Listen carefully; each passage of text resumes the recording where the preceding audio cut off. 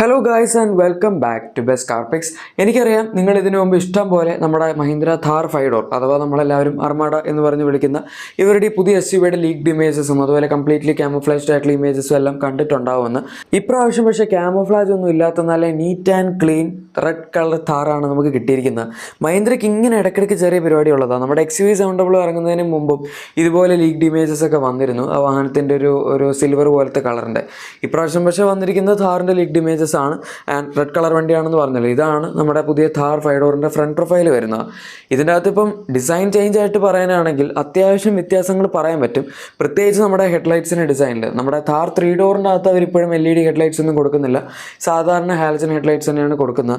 അതിൻ്റെ ഹെഡ് ലാമ്പ്സിൻ്റെ അകത്തുള്ള correct design നമുക്ക് ഇതിൻ്റെ അകത്താണ് കാണാൻ പറ്റുന്നത്. പിന്നെ പല സ്ഥലങ്ങളിലും ഥാർ കസ്റ്റമൈസ് ചെയ്യുമ്പോൾ അവിടെ അവർ LED ഹെഡ്ലൈറ്റ് ഒക്കെ വെച്ച് തരാറുണ്ട്. ഏകദേശം അതുപോലത്തെ ഒരു ഡിസൈനാണ് മഹീന്ദ്ര ഇതിൻ്റെ അകത്തും പിടിച്ചിരിക്കുന്നത്. നമുക്ക് മൊത്തത്തിൽ സറൗണ്ട് ചെയ്ത് നിൽക്കുന്ന വട്ടത്തിലുള്ള ഒരു ലൈറ്റിംഗ് എലമെൻറ്റ് കൊടുത്തിട്ടുണ്ട്. അതൊരു പക്ഷേ DRLസിൻ്റെ ആയിരിക്കാം. അതിൻ്റെ അകത്ത് നമ്മുടെ മെയിൻ ലൈറ്റ് വരുന്ന പോലത്തെ ഒരു റെക്ടാങ്കിൾ പോലത്തെ ഒരു എലമെൻറ്റും കൊടുത്തിട്ടുണ്ട്. അതിൻ്റെ അകത്ത് തന്നെ ഇൻറ്റഗ്രേറ്റഡ് ആയിട്ടായിരിക്കാം നമ്മുടെ ഡിമ്മും ബ്രൈറ്റും രണ്ടും വരുന്നത്. പിന്നെ ഇതിന് മുമ്പ് DRLs ആയിട്ടുണ്ടായിരുന്ന സാധനങ്ങൾ അവിടെ തന്നെ കണ്ടിന്യൂ ചെയ്തിട്ടുണ്ട്. അത് ഒന്നെങ്കിൽ DRLs ആയിട്ട് വർക്ക് ചെയ്യും, അല്ലെങ്കിൽ സൈറ്റ് ഇൻഡിക്കേറ്റേഴ്സ് ആയിട്ട് വർക്ക് ചെയ്യാനായിരിക്കും. അതും അല്ലെങ്കിൽ നമ്മളെ കാണുന്ന റൗണ്ട് സാധനം സൈറ്റ് ഇൻഡിക്കേറ്റേഴ്സ് ആയിട്ട് വർക്ക് ചെയ്ത് മറ്റത് DRL ആയിട്ട് തന്നെ വർക്ക് ചെയ്യാനായിരിക്കും ചാൻസ്.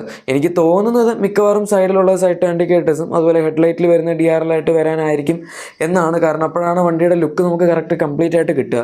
പിന്നെ താഴേക്ക് വരികയാണെങ്കിൽ ഇതിൻ്റെ അകത്ത് സിൽവർ എലമെൻറ്റ് കൊടുത്തിട്ടുണ്ട്. അത് ആദ്യം വന്ന 3 ഡോർ ഥാറിൽ ഉണ്ടായിരുന്നു ആ സിൽവർ സ്കിറ്റ് പ്ലേറ്റ് പോലത്തെ സംഭവം. പക്ഷേ അവർ ലേറ്റസ്റ്റ് സ്റ്റേജിൽ, അതായത് ഒരു 2023 ആയപ്പോഴേക്കും ഒരു ചെറിയ അപ്ഡേറ്റ് കൊടുത്തു.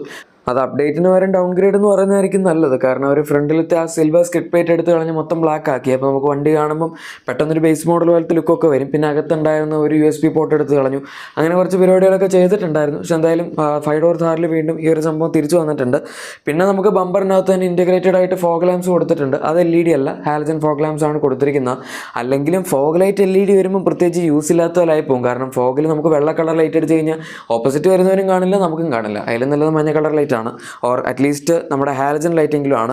ഇതിൻ്റെ അകത്ത് പിന്നൊരു വലിയ വ്യത്യാസം വരുന്ന ഗ്രില്ലിൻ്റെ കാര്യത്തിലാണ്. അതാണ് ഇത് ലാസ്റ്റ് പറയാനായിട്ട് വെച്ചത്.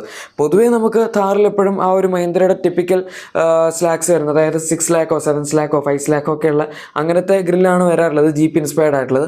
ഇതിൻ്റെ അകത്ത് പക്ഷേ അവർ നടുവിൽ നിന്ന് ഇത്തിരി കൂടെ താഴത്തോട്ട് കുറച്ചൊരു വര പോലെയും കൊടുത്തിട്ടുണ്ട്. അത് അതിൻ്റെ ആവശ്യമില്ലായിരുന്നു. പിന്നെ ഒരു ഇത്തിരി ഓവർ ആയിക്കോട്ടെ എന്ന് വിചാരിച്ചായിരിക്കും അത് അങ്ങനെ കൊടുത്തത്. എന്തായാലും പെട്ടെന്ന് കാണുമ്പം അതെനിക്ക് പേഴ്സണലി അത്രയ്ക്ക് അങ്ങോട്ട് ഇഷ്ടപ്പെട്ടിട്ടില്ല.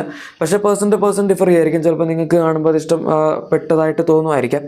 മൊത്തത്തിൽ ഫ്രണ്ട് പ്രൊഫൈൽ കാണുമ്പോൾ ഓൾമോസ്റ്റ് നമ്മുടെ 3 ഡോർ ഥാറിൻ്റെ തന്നെ ഒരു ഇത്തിരി കൂടെ അപ്ലിഫ്റ്റഡ് ആയിട്ടുള്ള വേർഷൻ പോലെയാണ് തോന്നുന്നത്.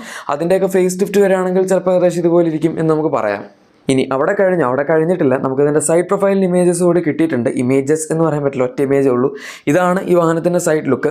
പിന്നെ കാണുന്ന സമയത്ത് നമുക്ക് ആദ്യം തന്നെ മനസ്സിലാക്കാൻ പറ്റുന്നത് 5 ഡോർ ഥാറാണ് എന്നുള്ളതാണ് ഒബ്വിയസ്ലി, കാരണം അതാണ് ഇറങ്ങാനുള്ളത്. പിന്നെ ഡോർ ഹാൻഡിൽസിൻ്റെ ഡിസൈൻ, നമുക്ക് ഫ്രണ്ടിൽ വരുന്ന ഡോറിൻ്റെ ഡിസൈനൊക്കെ സെയിം ആണ്. പക്ഷേ ഇപ്പോൾ ഇത് 5 ഡോർ ആയതുകൊണ്ട് ബാക്കിൽ അഡീഷണൽ ആയിട്ടുള്ളൊരു ഡോർ വന്നിട്ടുണ്ട്. അത് കുറച്ച് ചെറിയ ഡോറാണ് ഈ ഇമേജിൽ കാണുമ്പം. അതായിരിക്കും കാരണം ഇത്രയും വലിയ വണ്ടിയാണ്. പിന്നെ ഓൾറെഡി 4 മീറ്റേഴ്സിനടുത്ത് ഇതിൻ്റെ ബാക്കിലത്തെ ടെയിൽ ഗേറ്റ് കൂടാതെ തന്നെ നീളം ഉണ്ടായിരുന്നു. ജസ്റ്റ് 300 മില്ലിമീറ്റേഴ്സാണ് അവർ അതല്ലാണ്ട് കൂട്ടിയിരിക്കുന്നത്. അപ്പോൾ അങ്ങനെ വരുന്ന സമയത്ത് നമുക്ക് അങ്ങനെ ഒരുപാട് ഡോറിന് എക്സ്റ്റൻഷൻ കൊടുക്കാൻ പറ്റില്ലാത്തതുകൊണ്ടായിരിക്കും അവർ ആ റേഞ്ചിൽ പിടിച്ചത്. ഈവൻ റാംഗ്ലറൊക്കെ എടുക്കുകയാണെങ്കിൽ പോലും ബാക്കിലത്തെ ഡോറിന് അതിന് ലെങ്ത് ഒക്കെ കുറവാണ്. എന്തായാലും വേറൊരു നോട്ടീസബിൾ ചേഞ്ച് എന്താണെന്ന് വെച്ചാൽ ഇതിൻ്റെ ബാക്കിലത്തെ ഡോറിൻ്റെ ഓപ്പറേഷൻ C-പില്ലർ മൗണ്ടഡായിട്ട് ഡോറിലായിട്ട് തന്നെയാണ് കൊടുത്തിരിക്കുന്നത്. അതൊരു യൂണീക്ക് ടച്ചായിട്ട് എനിക്ക് തോന്നി. സാധാരണ പൊതുവെ ഇങ്ങനത്തെ ഓഫ് റോഡ് വണ്ടികളൊന്നും ആരും കൊടുക്കാത്തതാണ്. റാംഗ്ലറിലൊക്കെ നോക്കുകയാണെങ്കിലും സാധാരണ പൊസിഷനിലാണ് വരുന്നത്. സത്യം പറഞ്ഞ് ഇനിയിപ്പോൾ റാംഗ്ലറും അതുപോലെ ഥാർ 5 ഡോറും തമ്മിൽ നമുക്ക് ഐഡൻറ്റിഫൈ ചെയ്യണമെങ്കിൽ ബാക്കിലത്തെ ഡോറിലോട്ട് നോക്കേണ്ടി വരും. എന്തായാലും ഈ വണ്ടി ഇറങ്ങിക്കഴിയുമ്പോൾ റാംഗ്ലർ ഉള്ളവരുടെ വില പോകും. അത് ഥാറാണെന്ന് തന്നെ എല്ലാവരും വിചാരിക്കുള്ളൂ. ഇപ്പം തന്നെ 5 ഡോർ റാംഗ്ലറായിട്ട് ഇറങ്ങിക്കഴിഞ്ഞാൽ ഇതെങ്ങനെയാണ് ഥാർ 5 ഡോർ ആക്കിയതെന്നാണ് ആൾക്കാർ പൊതുവെ ചോദിക്കാറുള്ളത്. ഇനിയിപ്പോൾ അതിൻ്റെ ആവശ്യം ഉണ്ടാവില്ല. എവിടെ നോക്കിയാലും കുറച്ച് കഴിയുമ്പോൾ ഈ വണ്ടി തന്നെയായിരിക്കും. റാംഗ്ലർ എടുത്ത് നടക്കുന്നവരും ആ ഒരു ക്രൗഡിൽ പതുക്കെ അങ്ങോട്ട് മിക്സ് ആയി പോകും. എനിവേ അത് പോട്ടെ. ഇതിൻ്റെ സൈഡ് മിറേഴ്സ് എല്ലാം സെയിം ആണ്. നമ്മുടെ ഥാറിൻ്റെ അതേ മിറേഴ്സ് തന്നെയാണ് അവർ ഉപയോഗിച്ചിരിക്കുന്നത്.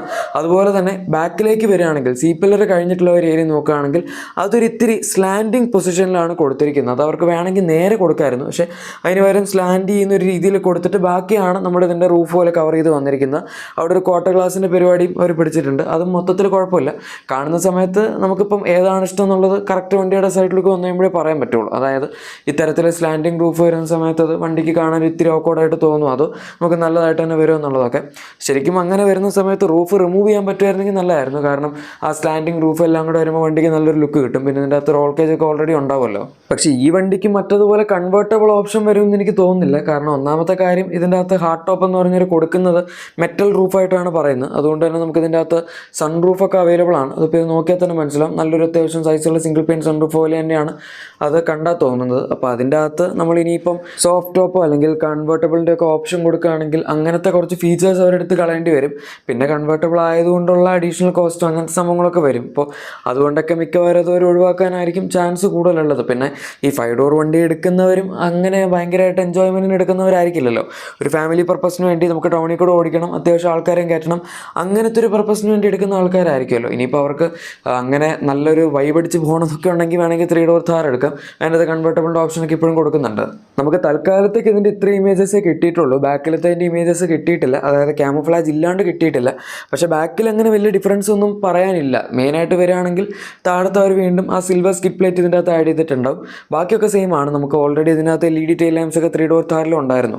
അപ്പോൾ അത് തന്നെ അവർ ഇതിൻ്റെ അകത്ത് കൊടുക്കുകയുള്ളൂ. ഇപ്പോൾ ആ ക്യാമോഫ്ലാജിൻ്റെ അകത്തോട് നോക്കുകയാണെങ്കിൽ നമുക്ക് ആ ഒരു സെയിം റെക്റ്റാങ്കിൾ പോലെ ഇരിക്കുന്ന ടെയിൽ ലാംപ്സിനെയാണ് കാണാൻ പറ്റുന്നത്, വെർട്ടിക്കലായിട്ട് വെച്ചിട്ടുള്ളത്. ബാക്കി ഈവൻ ഡിക്കി ഓപ്പൺ ചെയ്യുന്ന മെക്കാനിസം ആണെങ്കിൽ പോലും സെയിം ആണ്. നമ്മുടെ മുകളിലത്തെ ഗ്ലാസ് നമുക്ക് മുകളിലേക്ക് ലിഫ്റ്റ് ചെയ്യാം, മറ്റേ സാധനം സൈഡിലേക്കും തുറക്കാം. അതുപോലെ ടെയിൽ ഗേറ്റ് അവർ ബാക്കിലത്തെ ആ ഒരു ബൂട്ട് ഡോറിൽ തന്നെ മൗണ്ട് ചെയ്ത് കൊടുത്തിട്ടുണ്ട്. ബാക്കി സാധനങ്ങളൊക്കെ നേരത്തെ പറഞ്ഞ പോലെ നമുക്ക് അങ്ങനെ ബാക്കിൽ പ്രത്യേകിച്ച് വ്യത്യാസങ്ങളൊന്നും പറയാനില്ല. ഇനി ഇൻറ്റീരിയറിൻ്റെ ആണെങ്കിലും ഇതിനു മുമ്പ് നമുക്ക് ക്യാമോഫ്ലാജ് ഇല്ലാത്ത ഇഷ്ടംപോലെ ഫോട്ടോസ് കിട്ടിയിട്ടുണ്ട്. അതിൻ്റെ അകത്ത് കുറേ ഫീച്ചേഴ്സും കാണാൻ പറ്റിയിട്ടുള്ളതാണ്. സൺഗ്ലാസ് ഹോൾഡർ ഉണ്ട്, അതുപോലെ തന്നെ manual day night IRVMs available ആണ്. ഏറ്റവും ഇമ്പോർട്ടൻ്റ് ആയിട്ട് 10.25 ഇഞ്ചസിൻ്റെ ഇൻസ്റ്റോൺ ക്ലസ്റ്റർ വരുന്നുണ്ട്. 10.25 ഇഞ്ചസിൻ്റെ തന്നെ ഇൻഫോടൈം സിസ്റ്റം ഇതിൻ്റെ അകത്ത് വരുന്നുണ്ട്. നമ്മുടെ XUV700 അതുപോലെ ഈ അടുത്ത് വന്ന XUV3XO പോലത്തെ വണ്ടികളിൽ വരുന്ന സെയിം ഇൻഫോടൈമെൻറ്റും ഇൻസ്റ്റോൺ ക്ലസ്റ്ററും തന്നെയാണ് താറിൻ്റെ 5 ഡോർ വേർഷനിലും അവർ കൊടുത്തിരിക്കുന്നത്. പിന്നെ നമ്മുടെ സ്കോർപ്പിയോ തന്നെ XUV700 വരുന്ന അതേ സെയിം സ്റ്റിയറിംഗ് വീലിൽ ഡിസൈൻ കൊടുത്തിട്ടുണ്ട്. നേരത്തെ ഞാൻ പല വീഡിയോസിലും പറഞ്ഞിട്ടുള്ളതുപോലെ ഒരു പക്ഷേ ഇലക്ട്രിക് പവർ സ്റ്റിയറിംഗ് ആക്കുകയാണെങ്കിൽ നമുക്ക് കൺട്രോൾ ചെയ്യാനും മാനുവർ ചെയ്യാനും സിറ്റി കൂടെ ഓടിക്കാനും ഒക്കെ വളരെ ഈസി ആയിട്ട് തന്നെ കൊണ്ടുനടക്കാൻ പറ്റുന്നൊരു വണ്ടിയായി മാറാനും താർ 5 ഡോറിന് ചാൻസ് ഉണ്ട്. പിന്നെ ഇതിൻ്റെ അലോയ് വീൽസിൻ്റെ ഡിസൈൻ ഇങ്ങനെയാണ് വരാൻ പോകുന്നത്. നോർമൽ താറിൽ നമുക്കൊരു grey finished 18 inch alloy wheels ആണ് കിട്ടുന്നത്. അത് സിംഗിൾ ടോൺ ആണ്. പക്ഷേ ഇതിൻ്റെ അകത്ത് ഡയമണ്ട് കട്ട് ഫിനിഷ് ഒക്കെ കൊടുത്തിട്ടുണ്ട്. പിന്നെ കണ്ടിട്ട് എനിക്ക് 18 ഇഞ്ചോ 19 ഇഞ്ചോ ഒക്കെ ഉള്ള പോലെയാണ് തോന്നുന്നത്. 18 ഇഞ്ച് എന്തായാലും അറ്റ് മിനിമം ഉണ്ടാവും. 19 ഇഞ്ച് വരെ ഒരു പോവുകയാണെങ്കിൽ ഒരു പരിധി വരെയൊക്കെ നല്ലതായിരിക്കും, കാണാൻ നമുക്ക് ആ ഒരു ലുക്ക് കിട്ടും. എന്തായാലും മൊത്തത്തിൽ വളരെയധികം ഇമ്പ്രൂവ്മെൻറ്റ്സോട് കൂടിയാണ് നമ്മുടെ ഇനി പുതിയ വരാൻ പോകുന്ന താറിൻ്റെ അർമാഡ എന്ന് പറയുന്നത്, അല്ലെങ്കിൽ 5 ഡോർ വേർഷൻ വരാൻ പോകുന്നത്. പിന്നെ ഇതിൻ്റെ ലോഞ്ചും ഓഗസ്റ്റ് 15 ആണെന്ന് ഏകദേശം ഒരു 90% അടുത്തും കൺഫേം ആയിട്ടുണ്ട്. എഞ്ചിൻ വൈസൊക്കെ സെയിം ആണ്. 2.2 ലിറ്റർ എംഹോക്ക് ഡീസൽ, അതുപോലെ 2 ലിറ്റർ പെട്രോൾ M-സ്റ്റൈലിംഗ് എഞ്ചിൻ. ഇതിൻ്റെ പവർ ഫിഗേഴ്സ് ആണ് നമുക്കിനിപ്പോൾ അറിയാനുള്ളത്. അതിൻ്റെ അകത്ത് അവരെന്തായാലും ചെറിയ രീതിയിൽ ട്വീക്ക് ചെയ്യും. കാരണം മഹീന്ദ്ര ഏത് വണ്ടി ഇറക്കിയാലും പവറൊക്കെ അത്യാവശ്യം മാറ്റം വരുത്താറുള്ളതാണ്. ഗൈസ്, അപ്പോൾ ഇതാണ് നമ്മുടെ പുതിയ താർ 5 ഡോറിൻ്റെ ലേറ്റസ്റ്റ് അപ്ഡേറ്റ്സ്. വീഡിയോ ഇഷ്ടപ്പെട്ടെങ്കിൽ ലൈക്കും സബ്സ്ക്രൈബും ഷെയറും ഒക്കെ ചെയ്തേക്കാം. നമുക്ക് മറ്റൊരു വീഡിയോയിൽ കാണാം. Thank you for watching my video and good bye.